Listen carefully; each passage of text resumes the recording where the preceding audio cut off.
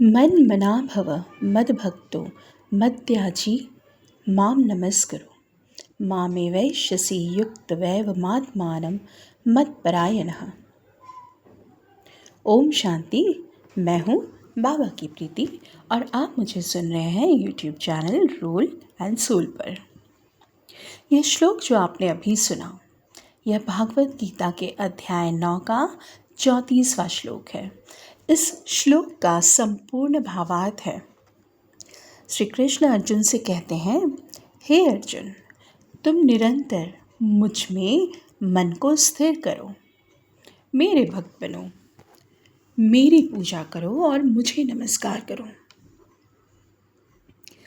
इस प्रकार मुझ में पूर्णतया लीन हो जाने पर तुम निश्चित रूप से मुझे ही प्राप्त होगे। इस श्लोक का शब्दशः अर्थ है, मन मना भव, माना अपना मन मुझ में लगाओ। मद भक्तो, माना मेरे भक्त बनो। मद्याजी, माना मेरी पूजा करने वाले बनो। माम नमस्करो, अर्थ मुझे नमस्कार करो।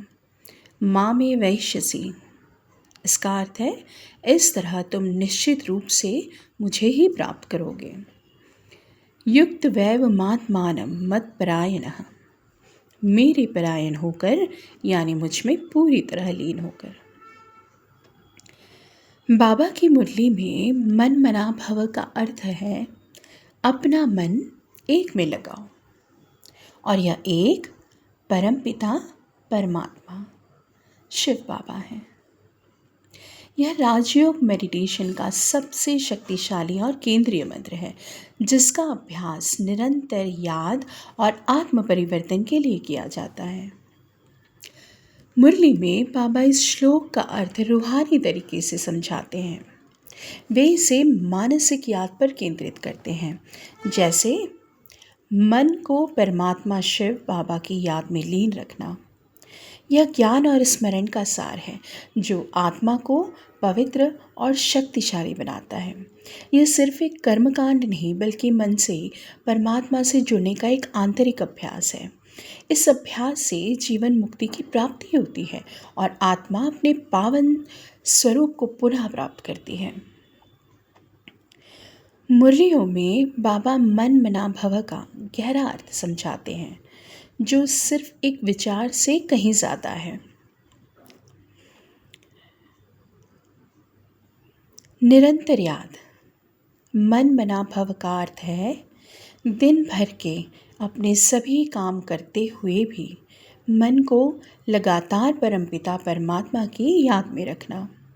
यह एक चेतन प्रयास है कि मन और बुद्धि सदा परमात्मा से जुड़ी रहे, भले ही शरीर अपने काम में लगा हो। फिर है मन पर अनुशासन। यह मंत्र चंचल मन को अनुशासित करने और व्यर्थ के विचारों को रोकने में मदद करता है।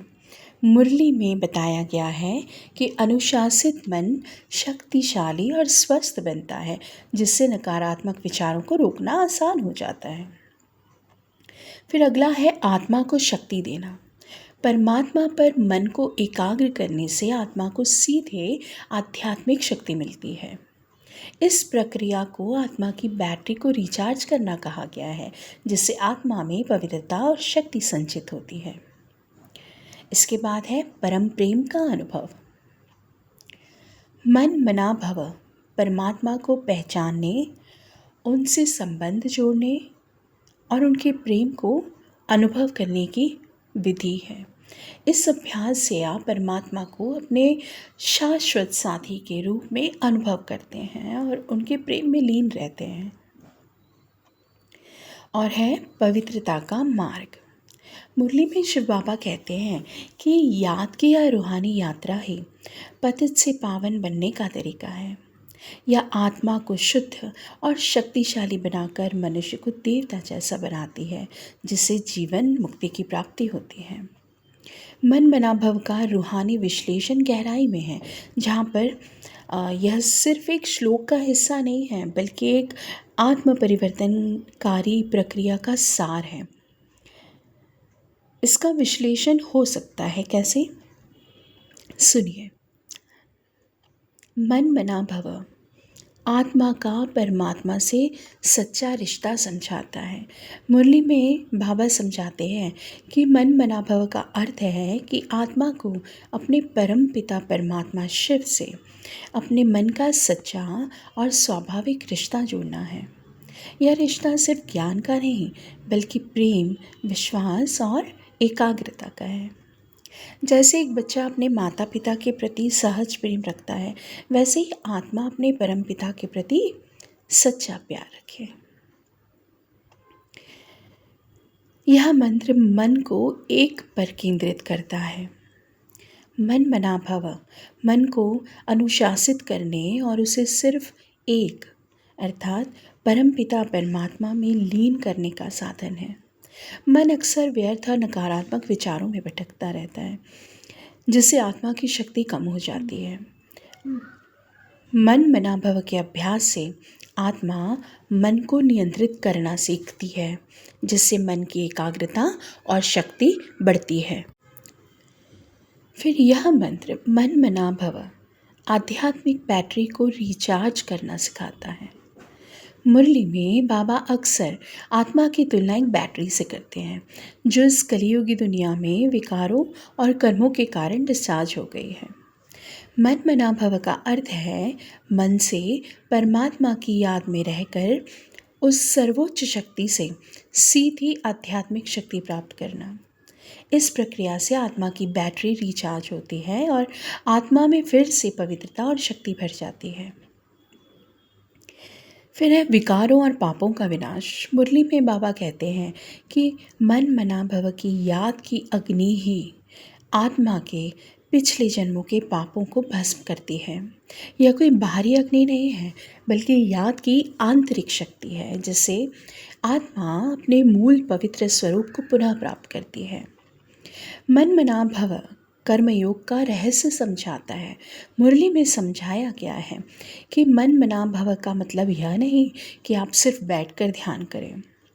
असली रूहानी अर्थ यह है कि आप अपने रोज़मर्रा के काम धंधे करते हुए भी मन को बाबा की याद में नहीं रखें। यही कर्मयोग का रहस्य है। हाथों से काम करो, लेकिन मन परमात्मा से जुड़ा रहे। इससे कोई भी कर्म बोझ नहीं लगता, बल्कि एक सुखद अनुभव बन जाता है। फिर यह मंत्र सर्व संबंधों की अनुभूति भी कराता है। एक गहरी रूहानी व्याख्या में मन मना भव का अर्थ है परमात्मा के साथ सभी संबंधों का अनुभव करना। कभी उन्हें अपना मित्र समझो, कभी शिक्षक समझो, कभी मार्गदर्शक समझो। जिस समय जिस संबंध की ज़रूरत हो, उसी भाव से उन्हें याद करो। इससे आपकी याद और भी मधुर और सहज हो जाती है और आपको सभी संबंधों से स्नेह की अनुभूति होती है। मन मना भव सहज योग की स्थिति तक हमको लेकर जाता है। मन मना भव की स्थिति को सहज योग भी कहा जाता है, जहाँ मन की एकाग्रता के लिए कोई मेहनत नहीं करनी पड़ती। जब दिल से याद और स्नेह हो तो याद एक सहज क्रिया बन जाती है, जो हमेशा आनंद और मनोरंजन का अनुभव कराती है। यह अभ्यास आत्मा को हल्केपन, शांति और खुशी का जन्म सिद्ध अधिकार प्राप्त करने में मदद करता है। मन मना भव हो जाने के कई रूहानी और व्यावहारिक लाभ हैं। जब आत्मा अपने मन को निरंतर परमपिता परमात्मा की याद में लीन रखती है तो उसे कई तरह के लाभ मिलते हैं, जैसे आत्मा की शक्ति बढ़ती है। मन मना भव के अभ्यास से आत्मा की बैटरी चार्ज होती है। जैसे एक डिस्चार्ज हुई बैटरी को पावर से जोड़ा जाता है, वैसे ही याद के माध्यम से आत्मा सीधे परमपिता परमात्मा की शक्ति से जुड़ती है। इसकी याद से पापों का विनाश होता है। मुरली में बताया गया है कि याद की अग्नि आत्मा के पिछले जन्मों के पाप को भस्म कर देती है। यह मन की एकाग्रता से पैदा हुई रूहानी शक्ति है, जो आत्मा को पवित्र बनाती है। मन मना भव की स्थिति से पवित्रता आती है। निरंतर याद से आत्मा अपने मूल पवित्र स्वरूप को फिर से अनुभव करने लगती है। यह पवित्रता जीवन में सुख, शांति और खुशी लेकर आती है। फिर परमपिता परमात्मा से सच्चा प्यार होता है। मन मना भव का अभ्यास परमात्मा को पहचानने, उनसे संबंध जोड़ने और उनसे प्रेम करने का तरीका है। इससे आत्मा को परम प्रेम की अनुभूति होती है। जीवन मुक्ति मिलती है। जो आत्माएं इस अभ्यास को पक्का कर लेती हैं, वे अपने सभी विकारों से मुक्त हो जाती हैं और अंत में सतयुगी दुनिया की मालिक बनती हैं। फिर इस मंत्र के कई व्यावहारिक लाभ भी हैं, जैसे कि मन शांत रहता है, चिंताएं कम होती है, निर्णय लेने की शक्ति बढ़ती है, कोई कर्म बोझ नहीं लगता, दैवीय गुण धारण होते हैं और सुख और संतुष्टि मिलती है। मन मना भव से मन को अनुशासन मिलता है। व्यर्थ और नकारात्मक विचार कम हो जाते हैं, जिससे मन शांत और एकाग्र रहता है। जब मन परमात्मा में लीन रहता है तो सांसारिक चिंताएं स्वतः कम हो जाती हैं। आत्मा को एक आंतरिक शांति का अनुभव होता है। मन शांत और स्थिर होने से बुद्धि की निर्णय लेने की क्षमता भी बेहतर होती जाती है। व्यक्ति सही और गलत का अंतर आसानी से कर पाता है। जब भी कोई काम करते हुए मन परमात्मा की याद में होता है तो वह काम बोझिल नहीं लगता और यह कर्मयोग की स्थिति है, जिसमें व्यक्ति खुशी खुशी अपना कर्तव्य निभाता है। परमात्मा को याद करने से आत्मा उनके दैवीय गुणों को अपनाना शुरू कर देती है, जिससे स्वभाव में कोमलता, शीतलता और धैर्य जैसे गुण आते हैं। मन मना भव की स्थिति से आत्मा को चिरंतन खुशी का अनुभव होता है। यह खुशी बाहरी परिस्थितियों पर निर्भर नहीं करती, बल्कि भीतर से आती है, जिससे व्यक्ति हमेशा संतुष्ट रहता है। मन बना भव का मंत्र, इसके अभ्यास से कर्मों का हिसाब किताब चुकता होता है। कैसे? 3 तरीकों से। याद की अग्नि से, वर्तमान में सही कर्मों के करने से और सकारात्मक कर्मों के संचय से। मुरली में बताया गया है कि निरंतर और शक्तिशाली याद की अग्नि आत्मा के पिछले जन्मों के पापों को जलाकर भस्म कर देती है और यह कोई भौतिक अग्नि नहीं है, बल्कि मन की एकाग्रता से उत्पन्न हुई रूहानी शक्ति है, जो आत्मा पर चढ़ी हुई अशुद्धियों को हटाती है। जब आप मन से परमात्मा की याद में रहते हैं तो आप उनकी पवित्रता की शक्ति को आकर्षित करते हैं। यह शक्ति आपकी आत्मा को शुद्ध करती है और आपको अपने पिछले कर्मों के कारण होने वाले नकारात्मक प्रभावों से मुक्त करती है। जब आप मनमना भव की स्थिति में होते हैं तब मन परमात्मा के साथ जुड़ जाता है। इससे व्यक्ति के विचार, शब्द और कर्म शुद्ध और सकारात्मक होते हैं। यह अवस्था सुनिश्चित करती है कि आप कोई नया नकारात्मक अकाउंट नहीं क्रिएट करते हैं, जिससे भविष्य के लिए कोई नया हिसाब किताब नहीं बनता है। जब आप मन मना भव की स्थिति में होते हैं तो आपके सामने आने वाली मुश्किल परिस्थितियों को आप अपने पिछले कर्मों का फल मानकर स्वीकार करते हैं। इससे आपको उन चुनौतियों का सामना करने की शक्ति मिलती है और आप बिना तनाव के उन्हें पार कर लेते हैं, जिससे हिसाब किताब चुकता हो जाता है। मन मना भव का अभ्यास आपको निस्वार्थ भाव से सेवा करने और सभी के प्रति दयालु होने के लिए प्रेरित करता है। इन सकारात्मक कर्मों से आपके पुण्य का खाता बढ़ता है। यह सकारात्मक ऊर्जा आपके पुराने नकारात्मक कर्मों के प्रभाव को बैलेंस करती है। आप जितना अधिक पुण्य अर्जित करते हैं, उतना ही आप पिछले हिसाब किताब को चुकता करने के लिए एक सकारात्मक शक्ति का निर्माण करते हैं। मन मना भव का अभ्यास याद की शक्ति से पिछले पापों को समाप्त करता है। वर्तमान में सही कर्म करके नए खाते बनने से रोकता है और सकारात्मक कर्मों को बढ़ाकर पुराने हिसाब किताब को चुकता करने में मदद करता है। मन मना भव पुरुषार्थ का सबसे ऊंचा लक्ष्य और साधन है। लक्ष्य के रूप में मन मना भव की स्थिति को प्राप्त करना स्वयं में एक पुरुषार्थ है।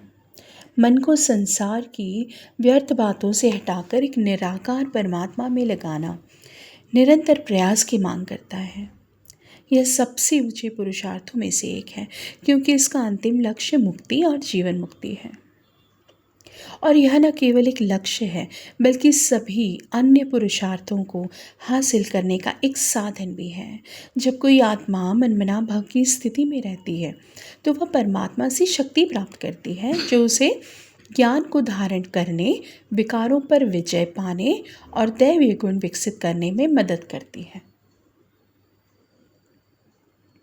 अब इस मन मना भव की स्थिति तक पहुंचने का पुरुषार्थ कैसे किया जाए? मन मना भव की स्थिति,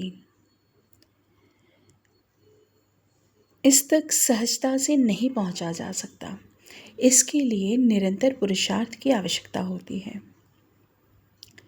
मन मना भव के लिए मन पर अनुशासन और नियंत्रण जरूरी है। व्यक्ति को अपने मन को बार बार नकारात्मक या व्यर्थ विचारों से हटाकर परमात्मा की याद की ओर लाना पड़ता है। यह एक सतत अभ्यास है। आत्मा को कई जन्मों की पुरानी आदतें होती हैं, संस्कार होते हैं। मन मना भव का पुरुषार्थ इन आदतों को बदलना और आत्मा को उसके मूल स्वरूप में वापस लाता है। मन को स्थिर और एकाग्र करने के लिए केवल याद काफ़ी नहीं है, बल्कि ज्ञान की गहराई में जाकर परमात्मा के प्रति दिल से प्यार जगाने का पुरुषार्थ करना पड़ता है। पुरुषार्थ के अन्य पहलुओं में भी मन मना भव की भूमिका है, जैसे योग और सेवा। पुरुषार्थ में योग माना याद और सेवा माना दूसरों की मदद करना। पुरुषार्थ में ये दोनों ही चीज़ें शामिल हैं। मन मना भव का अभ्यास योग का मुख्य हिस्सा है।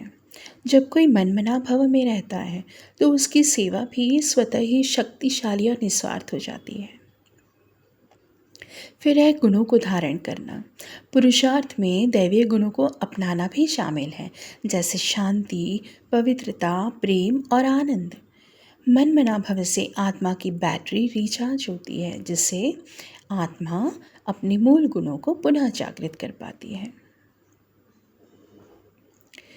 तो आज हमने समझा, मन मना भव पुरुषार्थ का एक हिस्सा नहीं, बल्कि पुरुषार्थ का केंद्र बिंदु है। यह एक ऐसा प्रयास है जो सभी अन्य आध्यात्मिक प्रयासों को संभव बनाता है और अंततः व्यक्ति को अपने अंतिम लक्ष्य यानी संपूर्ण परिवर्तन और मुक्ति तक पहुंचाता है। अच्छा, तो आज के लिए इतना ही। शुक्रिया बाबा। ओम शांति।